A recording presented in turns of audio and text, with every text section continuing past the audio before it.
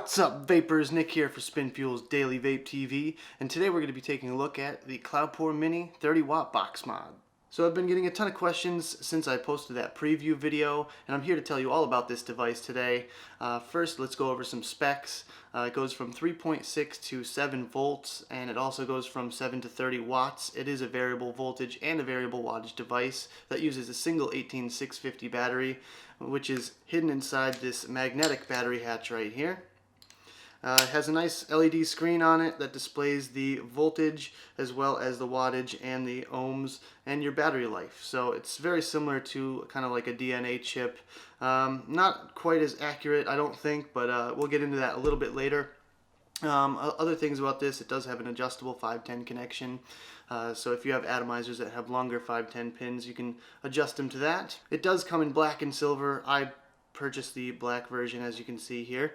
But I believe they're coming out with a few other colors in the near future. So that about does it for the specs on this device. Let's go down into the close-up view, take a better look at this thing, and we'll talk about it some more.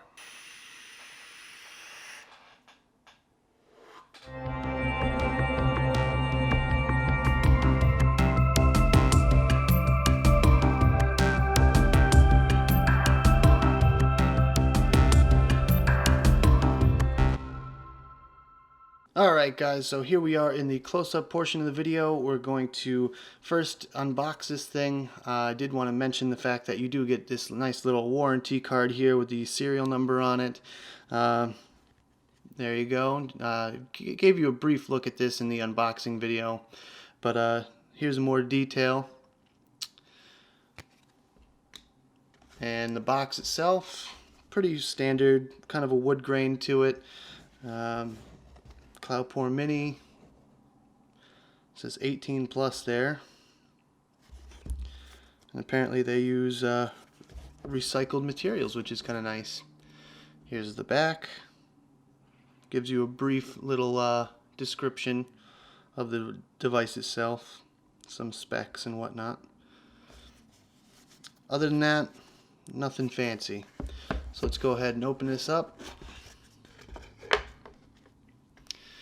And you have your user manual, pretty standard manual for any kind of device like this. Some broken English, not too bad.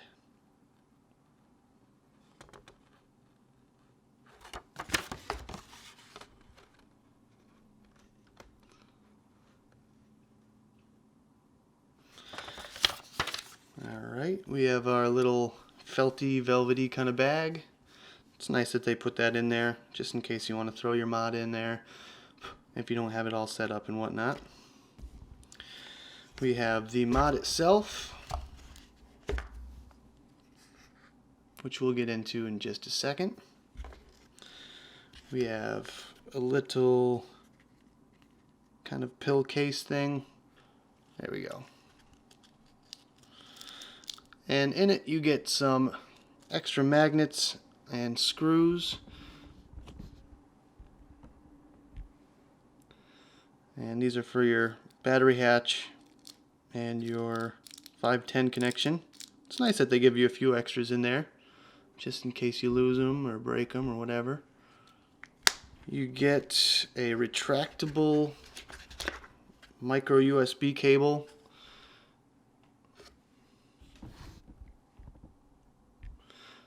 And this is kind of the same one that the Samsung Galaxy S4s and S5s use. Nothing too fancy about it, just kind of a generic retractable cable.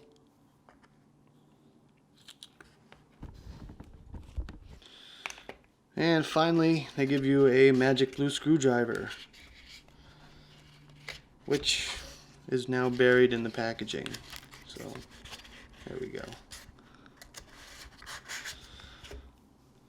And if any of you own some clones out there, you're probably going to have a million of these things. So here we have the device itself, Cloupor Mini. And this is the battery hatch right here, which is magnetic. Very easy to take off. And I'm going to go ahead and show you how to install the battery. All you got to do, make sure you put that positive post up, and snaps right in like that. And on startup, it says Cloupor Mini. Boom, right to the screen. It only takes a few seconds to get to the actual menu here, and it does remember your wattage if you're using different wattages. Whatever your last wattage was, it will remember even if you take that battery out, which is kind of a nice touch.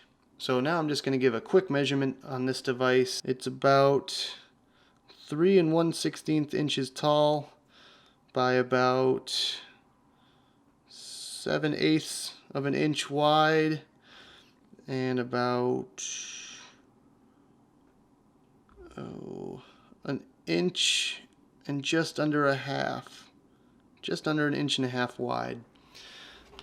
So this thing is pretty tiny, and that's one big thing that I like about it, is that it is so small and it's good to fit in your pocket. Let's go through some of the menu items now. First things first, it's 5 clicks on and off. And as you can see, Cloupor Mini, and boom, we're in.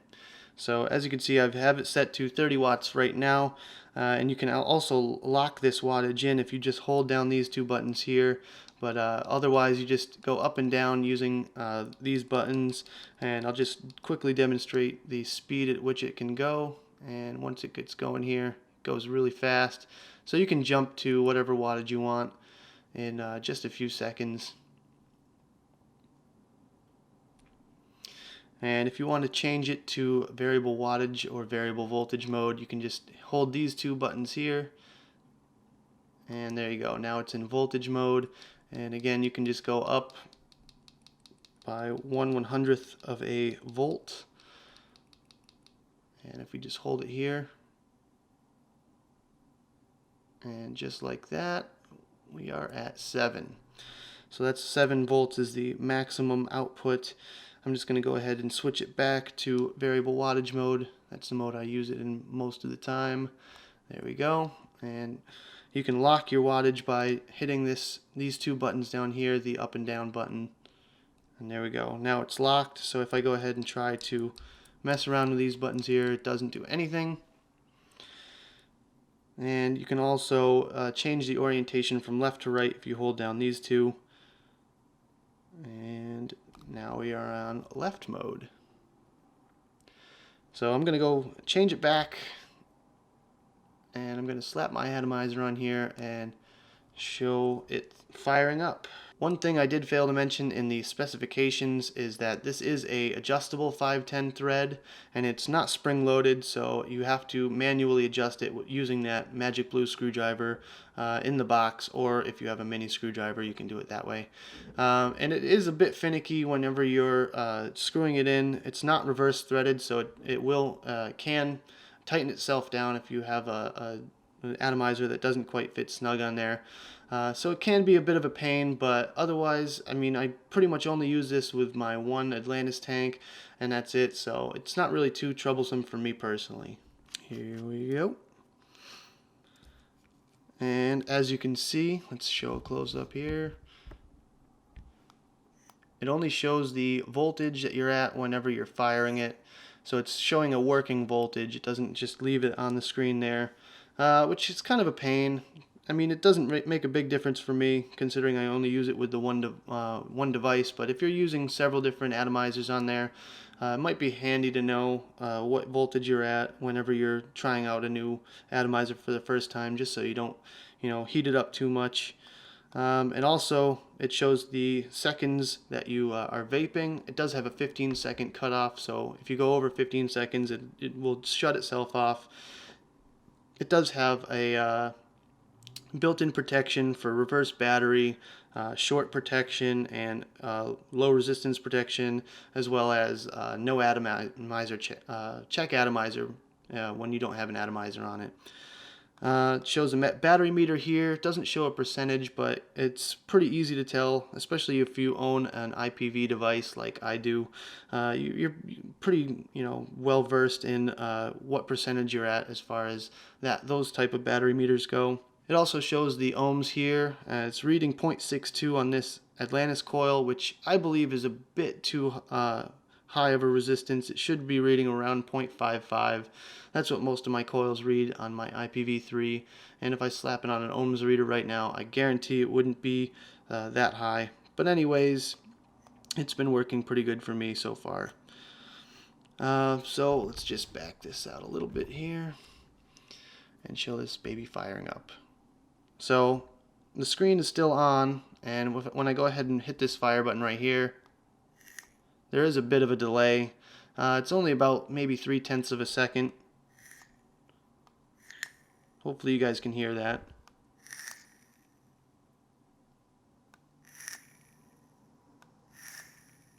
Not too much of a delay, but it can get a bit annoying.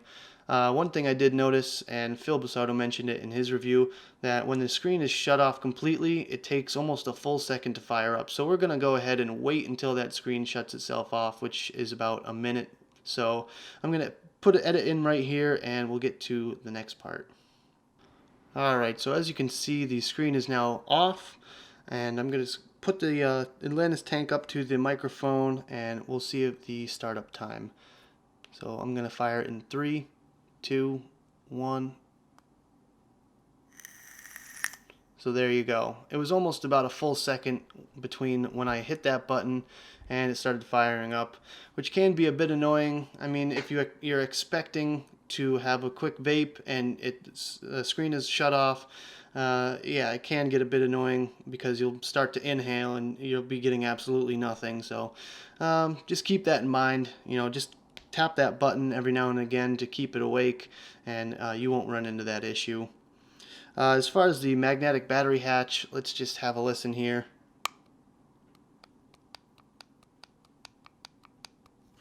And I'm just shifting it around back and forth. That's about the amount of wiggle that I got with mine. And I've heard that the other version, the silver version, has a bit more wiggle to it. I guess it just depends on, you know, what run of these things you're getting yours out of. But it's not too bad, but it's just enough to bother me and annoy me. And there is a bit of an overhang when that door is sitting nice and flush and you feel like it should be good to go. It's going to be tough to see here with the atomizer on, so I'm going to go ahead and take that back off. Alright, so I put a piece of paper down so you guys can see this a little bit better, but you might notice a slight difference right here. This is where the battery hatch is, and it just kind of moves out just a little bit, and it does get a bit annoying. And the same is true on this side. Just that slight little ridge there. I mean, it's really nothing to complain about, but you know, it is present, and I just want to make people aware of that if you hadn't already heard. So yeah, it is a bit of a ridge, but it's nothing too crazy, nothing too bad. So that about wraps up the close-up portion of this video. Let's go back to the main screen, have a quick vape, and talk about it some more. Alright, so that was the up-close portion of this video. Let's move on to some of my thoughts about it, some pros and cons, and whether or not I would purchase this device. First up, my thoughts. Basically, I use this mod specifically for driving. I used to carry around the IPv3, and that got to be a bit too bulky for me, and especially since I didn't really need the 150 watts. All I needed was 30 watts to slap my Atlantis tank on it, and I would keep it right here in my pocket in my jacket, so whenever I need a vape, I can just grab this thing out. It's much easier, much more handy. Like I said, I just use it with my Atlantis, put it up to 30 watts, lock the wattage, and I'm all set.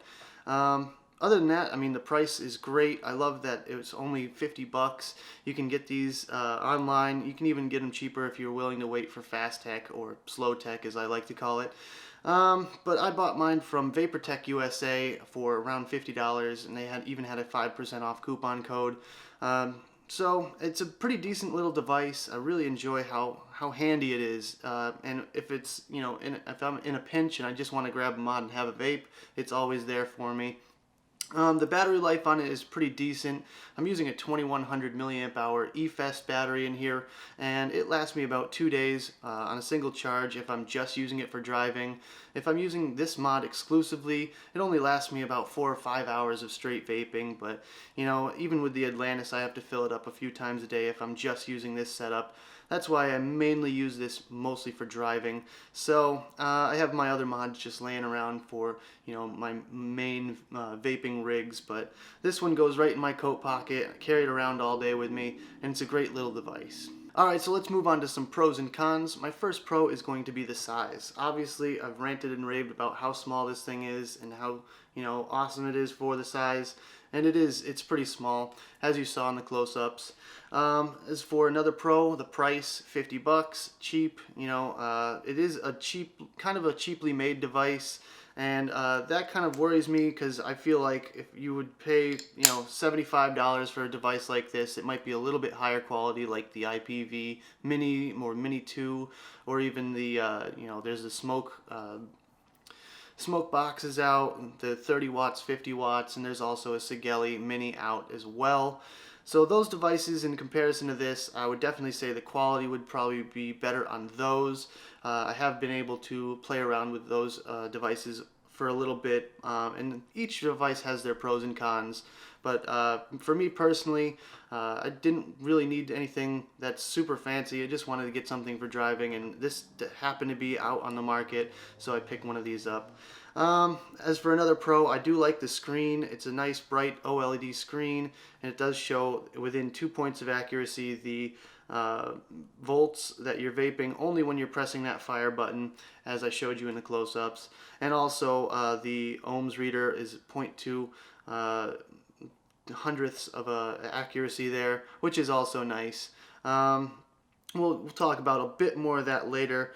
But otherwise, the screen is really nice on this. And as far as just an overall pro of this device, it's the perfect companion for any sub-ohm tank. It fires down to 0.45, so you can use either the Atlantis or the sub-tank, Mini, Nano, whatever you got. And it's great for that. And personally, I think this is definitely like maybe not an all-day mod for me, but at the very least, it's an occasional vape. I'll keep something I like in here, and I'll just grab it whenever I feel like vaping. So that about does it for pros. Let's move on to some cons. My first con today is going to be the 510 pin. As I showed you in the close-ups, it's not a floating pin. You have to adjust it with that little screwdriver, or if you have a mini screwdriver, you can adjust it there. Otherwise, the ohms reader on this thing is a little less than accurate. Most of my Atlantis coils that I've ever purchased read anywhere from between 0.55 and 0.58-ish. And right now it's reading 0.62 ohms. And I really don't think that's very accurate. If I put this on an ohms reader right now, it would definitely read below that. So I feel like it's not reading quite accurately, which kind of has to do with the quality of the chip itself in there. As for the magnetic battery hatch, some of you may have already seen Phil Basardo's full review on this device, and I completely agree. At first I didn't think it would be an issue with me, but whenever I grab this device off the counter and I hear that little slight click, it kind of just irks me a little bit. I mean, it's just such a minor thing, but for me that can be like, not a deal breaker, but it just bothers me so much sometimes. And otherwise, I have heard some issues with the chips and using them with the built-in charging port here at the bottom.